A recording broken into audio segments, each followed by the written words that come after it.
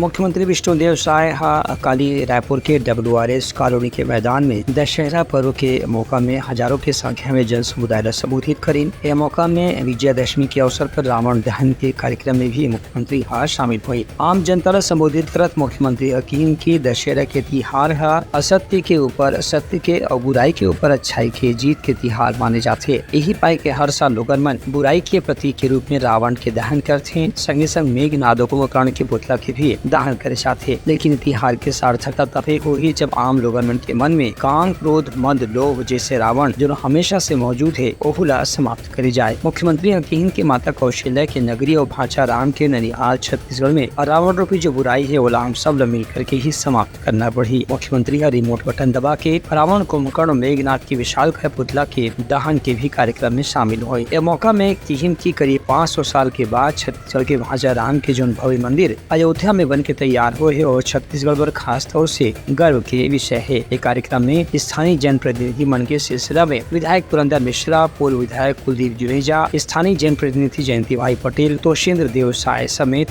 पदाधिकारी भी शामिल रही। Bureau report Uttarakhand news.